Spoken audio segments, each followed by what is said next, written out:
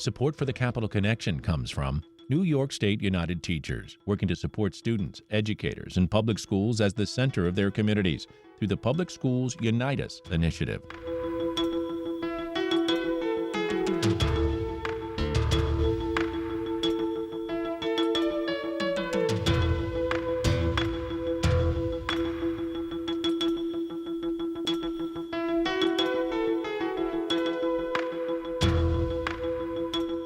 Welcome to the Capital Connection. Hi, this is David Dearstyne. Delighted today to be with Dr. Bruce Dearstyne, who's here to talk about his latest book, Progressive New York, Change and Reform in the Empire State, 1900 to 1920. A reader, it's published by SUNY Press this year, 2024. To give you some background, Bruce Dearstyne holds a BA in History from Hartwick College and a PhD in History from Syracuse University. He's taught history at SUNY Albany, SUNY Potsdam, and Russell Sage College. Dr. Dearstyne has written dozens of articles on history, archives, libraries, and related topics for several publications. So many amazing works, and we get to talk about another one today. Again, the book, Progressive New York, Change and Reform in the Empire State, 1900 to 1920.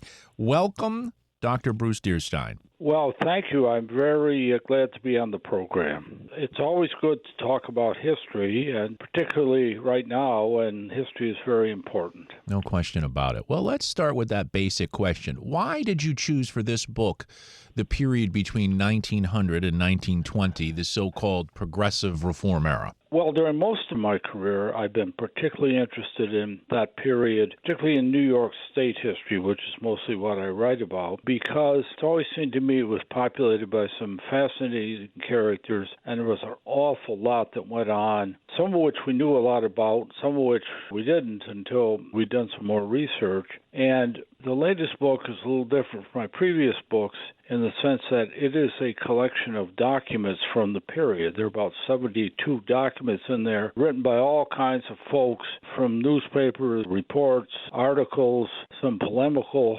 materials, advocacy, and so on. And so this is history, in a sense, firsthand, first person, people speaking for themselves about what they saw and what they were doing.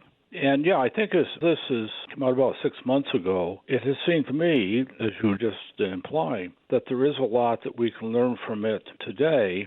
The period, I think, right about the beginning of the time that I cover, up to about 1900, was a period of anxiety and stress. People were concerned about the accumulated problems from the 19th century, industrialization, urbanization, income inequality, and so on, and also the new technology, which in those days was cars, airplanes, and so on. And so a lot of what the progressives did, particularly here in New York, was to try to search for ways of dealing with this change, because the progressives were all about not accepting the status quo, but making responsible changes in a gradual and pragmatic way. So there are lots of studies and reports which led eventually to some pretty substantial changes. One of the things that is in this new book, there is a fair amount of exhortation for individuals to change how they looked at things, for business people, leaders of industry to change how they looked at things and accommodate workers and with better working conditions and wages more. And then, as sort of a last resort almost, turning to government. There's a lot in here about the advent of government regulation. So I think there's a similar anxiety today. I think we saw it play out in this recently completed election. And whether there will be now some sort of set of solutions which deals with the problems we're facing, I think we have to see. I think people are worried about things from immigration to inflation and so on. So we're at an inflection point, or hopefully a beginning point, of dealing with some of these issues in an effective way. We're speaking with Dr. Bruce Dearstyne. The book, Progressive New York, Change and Reform in the Empire State from 1900 to 1920. Before we go any further, let's give a definition. You know, progressive folks, progressivism, progressive reform, the idea of it seems to be we're not happy with the status quo, and in large part we want to raise the standard of living. But place that definition in that time frame we're talking about, 1900 to 1920. Yeah, I start out with a broad definition, which is people in groups who are dissatisfied with the status quo, thought we could do better, and were determined to improve it. It's confusing because there was also a Progressi party only 1 year, as it turned out, in 1912. There have been Progressi parties since then, and some folks today, like Senator Bernie Sanders, Senator Elizabeth Warren, are characterized as being progressive. And in a sense, they all have a kinship and similarity, but folks today are different in the sense that they think more about federal government intervention and so on. In the period I'm talking about, a lot of the action was with the states. So it's about a perception that we can do better and a desire to bring about some change in the right direction. But the folks I write about were not revolutionaries. They were not going to defend the status quo, but they didn't want to overthrow it either. They were trying to make things better for average people, trying to rein in some of the excesses of the era. For instance, a lot of your listeners may have been following the Gilded Age on television. Well, that's the way some of the country at least saw New York City around 1900. But contrasted with that, there were some very poor areas in New York City, and New York was very diverse and changing all the time. For instance, there were a lot of immigrants coming in 1907. Over 1 million immigrants came into New York City. So the progressives tried to kind of rise above all that, take all of it into account, tried to reconcile things, tried to criticize the extremes on both sides, radicals who wanted to overthrow things and bring in something entirely new, and ultra-conservatives who didn't want to make any change at all. So if this sounds complicated, that's because it was. And if you ask any of the folks that I write about or I quote in this book, they would have said, yeah, you think it's complicated. And if you had been here when we were actually going through it, you would have seen how complicated it is. I think they were also kind of patient. They knew it was going to take some time to make changes, and indeed it did. Well, yeah, they really believed in this sort of incremental change, right? Working Yes. within the system to hopefully get to change. But they also were plagued with their own biases, including racism and other things, anti-Semitism, for example, even among the progressives. Well, fair to say, yes, there is some of that. Those two things are very hard to discern and measure because some of the progressives, as we look back on them now, seem to hold contradictory views of things about human beings, equality, everyone's created equal, we can't have bias, versus once in a while lapsing into racism, and I think not very often into anti-Semitism. Part of the answer to that question is if you look at New York State, and particularly New York City, that was and probably still is the most diverse city in the country. And so you have a lot of Jewish immigrants coming in. You have black people moving up from the South. And I think you have in New York City, more than most other cities, a spirit of accommodation and tolerance.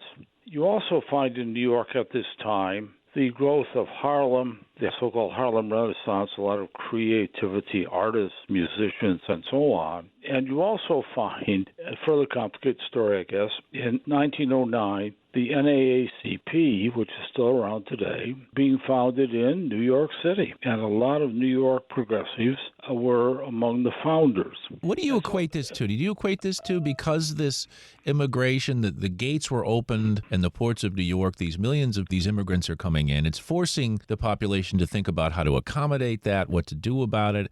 But it seems to me it's the first sign that New York is going to be an incubator, a place where benchmarks are made and the rest of the country is going to copy them. Yes, that's fair to say. I think that comes across very well in this book. I think it's always been true of New York. I think as people were thinking about immigration, they were interested in it. They were mostly open to it. They realized that's what had made New York great.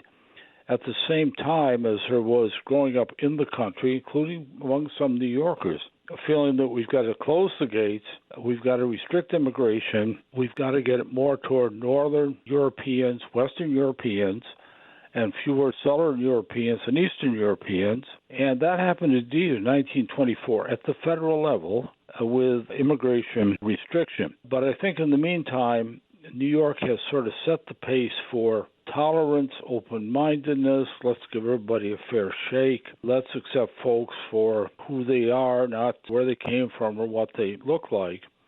One of the things I have in this book, a chapter on immigration, I have a couple of things written by immigrants who came in around 1900 and what they experienced.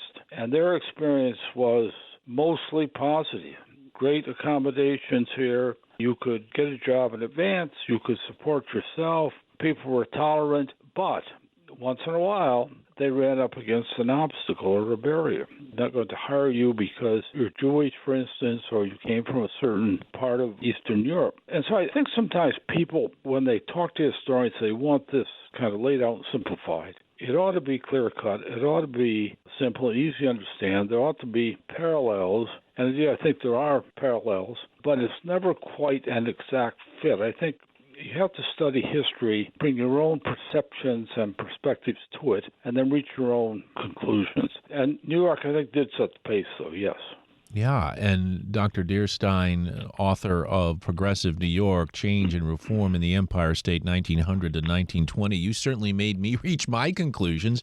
And quite frankly, not aligning with your perception is that it simplified things more for me, coming back to this era and looking at it and seeing, as the former governor of New York, Mario Cuomo, used to talk about, the pendulum swinging back and forth. So you see this move, as you said, positive, a lot of positive talk about the incoming immigrants. And as you said, helping them, and they're good for the country. And that's very general terms. But then once we get, after Al Smith, once you get into 1918, 1920 area, then you start to see the language changing again, and that pendulum swinging to, who are these people coming over? And we need to re-educate the educators, and these kinds of things with more fear involved and worry what this will mean, all these people coming in. Well, that's well put. And I think that's a dilemma, and it's ironic. There seemed to be a kind of a turnaround, at least at the national level, maybe to some degree in New York, right around 1918, 1920. For instance, we had a very progressive governor, Al Smith, elected in 1918. He was making some very good changes, including simplifying state government, and he's going to bring aboard a budgeting system, which he eventually did in the 1920s. And we had a very progressive president, Woodrow Wilson, though by then fighting for membership in the League of Nations, which was to be unsuccessful as it turned out. But in 1920, certain complacency seemed to set in, a certain normalcy or desire for normalcy, which was Warren Harding's term, the Republicans' term. And so Warren Harding was elected president in 1920 over the Democrats, Cox, and Al Smith was voted out of office by Nathan Miller, who himself would be displaced a couple of years later. And, things seemed to change. The tenor of the discussion seemed to change. And this sort of anxiety about newcomers seemed to kind of bubble to the top. I think that's in part because during the First World War, there had been so much emphasis on 100% Americanism, the American way, the America value. First. America first, which would come up again and again, by the way. And people were sort of churned up by that during the war, and there was a lot of crusading against hyphenated Americans, German Americans, and so on. And a bellwether on a lot of this was Theodore Roosevelt, former governor, former president, candidate for president again in 1912, a pretty tolerant guy up to a point. But during the war, he led the crusade against German Americans, hyphenated Americans, waving the flag, and so on. And so, I take your point. I think most people, or many people at least, would agree with you. I don't know what's to come any more than anyone else does. I can say, as I hear people express apprehension about the future, I think it's more intense and widespread and perhaps more serious and justified than in the past. But there was a lot of fear about Theodore Roosevelt in 1912 running for president on the progressive ticket. What would he do if he got in? Well, he'd be a dictator. He would never get out. He'd enact all kinds of things. Of course, he was defeated. And there was a milder fear balanced by hope when Franklin Roosevelt came in 1932, because there are a fair number of people in the country who thought, well, he's going to be a socialist. We don't know what he's going to do.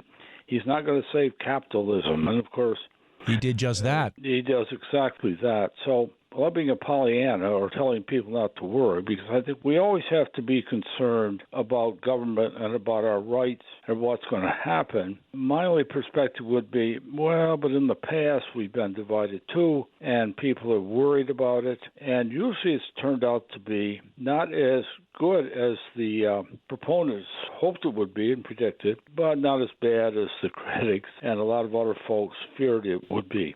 And that's because things tend to balance out in this country. I don't know if it will this time. It's president and Congress. Well, the Congress may be controlled by the same party as president this time. Then it's the courts and the states and the media. And America is such a wonderful place, in part because of this marvelous complexity. And there are a lot of players in the issue of federal policymaking. So we'll see.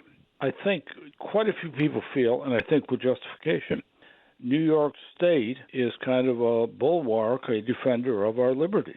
And the state constitution, which we kind of forget about because it's there and doesn't seem to matter much, suddenly matters a great deal. And so we had an amendment for vote to the state constitution, Proposition 1. People voted it in. There's some feeling that the New York State Court of Appeals will be somewhat of a buttress or a bulwark against the U.S. Supreme Court, which is pretty conservative these days, and that our governor will become a spokesperson for or against maybe some of the things that President Trump may try to do as her predecessor was when he was in last time, which makes it, I think, all the more interesting to be a New Yorker. Yeah, and in your book, you talk about some of the African-American women who founded the NAACP, and that very organization came out immediately after Trump was elected and said, we're going to be a bulwark against any rights he tries to take away. Yeah, and another one that did is the American Civil Liberties Union, the ACLU, also founded in New York, I think 1919, and sort of with the same idea in mind. We are here to defend people's liberties, whether you agree with them or not, or think they take the right stance on things or not. And so you do find often, I think, kind of popping up in New York, either in the government or in organizations, groups that are in favor of people's rights, civil rights, social justice. That's kind of part of our DNA, I guess. I've written a lot about New York history. I say we usually get it right. We may not get it right the first time around, and we may have to change things, after we try some things out and see how they work. But New York usually gets it right. And I think we will again this time. I don't know what's going to happen at the federal level. We'll just have to see. I think the election surprised a lot of people, particularly the magnitude of President Trump's victory. But it is what it is. The American people have spoken, as they get to do every 4 years, and now we will see. We are speaking with Dr. Bruce Dearstyne, author of Progressive New York, Change and Reform in the Empire State from 1900 to 1920, published by SUNY Press. I want to go back now because I kind of want to go a little bit more in order of how you approach this. We started with that definition which you give of progressivism in New York. Right. And then we begin to move into this issue of reforming politics and government. And I think everyone who's listening right now, if they haven't, certainly someone in their family or someone they know has heard of Senator George Washington Plunkett and Plunkett of Tammany Hall, of course, newsman William Riordan being dictated to by Plunkett. And it is something to read that. I haven't read it in a while, and you have an excerpt in the book, but, I'd seen my opportunities and I took them. The idea of honest and dishonest graft. And to me, the heart of where the people begin to lose their faith in institutions like state government and federal government because they believe that that's exactly how politicians operate. If they're not stealing directly from the till, they're using their influence to raise their bank account. Well, yeah. Plunkett was a New York State senator representing the powerful Democratic organization called Tammany Hall. And much of what Tammany Hall did was quiet behind the scenes, but Plunkett used to talk about it. And anyone could listen to him, and William O. Riordan, who was a newsman, did, and later published it. It is amazing, really, if you think about the things that he's talking about. Well, yeah, he was talking about things like, I sort of know from an insider that the city maybe is going to build a park in a certain area, and so I go in quietly, I buy up the land, and then when the city decides to build the park, I sell it to them, a good profit. What's wrong with that? It's like a stockbroker admitting to insider trading. It is exactly. I think people looking back at it now would say, well, of course it's wrong. Come on, Plunkett, you probably knew it was wrong too. But I think he means to contrast that with things like outright bribes, real graft, dishonest graft like we would have today. Looking ahead a little bit, in 1910, the majority leader of the state Senate, New York State Senate, had to resign because it came out he took a bribe. That's right. Back years ago when he was in the Assembly to sway votes on a certain topic. And other leaders of the Assembly, happened to be Republicans, had also taken bribes. So Plunkett might say, that's the difference between them and me. I didn't take bribes. Maybe he did, but he didn't get caught. But I think the other thing to note about Plunkett and Charles F. Murphy, who was the head of Tammany Hall, was Plunkett was a passing breed even as he was speaking. And Tammany Hall, another bellwether, I think, sort of watched to see which way the wind was blowing. And after the tragic 1911 Triangle Shirtwaist Fire in New York City, which killed a lot of workers, Tammany perceived the need for better state safety regulations, more state inspections. It sort of began to understand that we're going to have direct primaries. And so a few years later from after Plunkett, say 1912 or so, if you were looking for the leaders, the outstanding leaders of the Democratic Party, it wouldn't be Plunkett anymore. It would be, well, Assemblyman Al Smith, Senator Robert Wagner, who later went on to be a United States Senator, and Senator Franklin Roosevelt, who was there, elected in 1910, wasn't really one of the prominent leaders, but was one of the movers and shakers. And so, yeah, I think if people look back at Plunkett, they'll see some echoes of things which today we would regard as absolutely outrageous. Now, you think, oh, Tammany Hall, they were terrible, corrupt. Well, yeah, some of it was. For a long time they were. But after a while, they sort of went with the flow. And in fact, in the case of Al Smith and Bob Wagner, who headed a big legislative investigation of factory conditions after the Triangle Fire, they actually led some of the reform. In the end, as women's suffrage was being voted on a second time, 1917, it failed the first time, 1915, Charles F. Murphy, who still had Tammany Hall, said, well, I dropped my opposition to it, which was tantamount to saying, go ahead and vote in favor of it, which his followers did.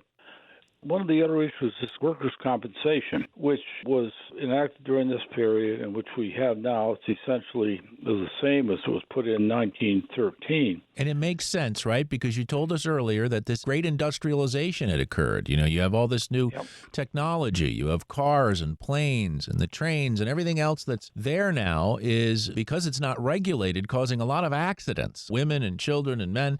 And so you have someone like Crystal Eastman who comes in and really lobbies to get something done about this. Yeah, that's well put. If there is one person who is worth following the whole time, it's Crystal Eastman, because she kind of pops up as a reformer in several venues, including women's suffrage. She does a big study of factory accidents. She's on the commission which writes the workers' compensation law. Later, she lapses a little more to the left. Her brother was a leading socialist, but she's kind of someone to watch. New York was the first state to enact a real workers' compensation law in 1910. The federal government had one. It was weak, but no other states did. And in fact, the precedent they followed was actually England. So it was enacted in 1910, kind of limited, kind of tentative, but ruled unconstitutional next year, 1911. Just before the Triangle Fire that I mentioned, so that all those folks who were injured and died in that blaze, none of them were qualified for workers' compensation, which they would have been had the law lasted. However, New York State turned around, like it often did, and amended its own constitution in 1913 and immediately passed a new, stronger, broader, more inclusive workers' compensation law, which then a lot of other states followed. Well, I want to move a little more quickly. We're speaking with Dr. Bruce Dearstyne. His latest book, Progressive New York, Change and Reform in the Empire State, published by SUNY Press, and he's covering 1900 to 1920. Now, journalism did a great deal here between 1900 and 1920 to bring stories to the fore. But I want to go back to Teddy Roosevelt for a minute, because he's the one that coins the term muckraker. muckrakers. And it was negative. It was pejorative when he used it. And yet muckrakers to this day, I think most people think in positive terms as good journalists who dig up the real story, the truth. And even social reformers and journalists like Jacob Riis on poverty were out there exposing things that forced government to make change. Yes, you got that exactly right. That term he used in a 1906 speech, which is now available online. I'd urge people to go back and read it because in that same speech, he's very progressive. He's very emphatic. We've got to change. We can't stand pat. And then, as he often does, his typical theory flips. And he says, however, we have some people in the Fourth Estate, writers, going too far and constantly searching for dirt, for things to fling up. They're bad, but they exaggerate and make them bad. It's ironic because some of the so-called muckrakers that helped Roosevelt get done a lot of what he got done, which includes the Pure Food and Drug Act, because there were exposés of how bad food packing was and so on. So I don't know. You're right. Yeah, right. And that pendulum still swings today, right? Where we went through the era of Watergate, for example, which brought the credibility and respect of journalism to where we are right at this moment, where it's fake news and we can't trust anybody and they're sensationalizing things. So that pendulum swings back and forth. Yes, it does. Not only that, Dr. Dearstyne, but from my perspective on public broadcasting, they don't see it as their responsibility. This is public officials. And I think that does a disservice to, the kinds of conversations we need to have as communities. Of course it does, because the media is always useful in the sense of both giving elected public officials a way to air their views and in challenging them in the sense of asking them tough questions and holding their feet to the fire, making them answer them. Dr. Bruce Dearstyne, it has been a pleasure speaking with you on this week's Capital Connection about your book, Progressive New York, Change and Reform in the Empire State, 1900 to 1920. It's published by SUNY Press. There's so much more I could have talked with you about, but I appreciate you taking all this time today to talk a little bit about the history of New York, and I hope people will see it reflected in what we're going through right now. Thanks again, Dr. Dearstyne. Thank you. Support for the Capital Connection comes from New York State United Teachers, working to support students, educators, and public schools as the center of their communities through the Public Schools Unite Us initiative.